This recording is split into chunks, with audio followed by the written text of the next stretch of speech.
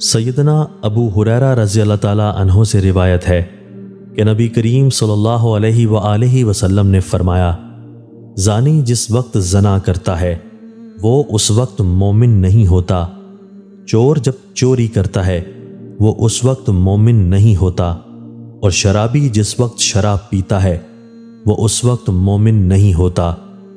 اور ان جرائم کے بعد بھی توبہ کا دروازہ کھلا رہتا ہے۔ سیدنا ابو ہریرہ رضی اللہ تعالیٰ عنہ سے یہ بھی روایت ہے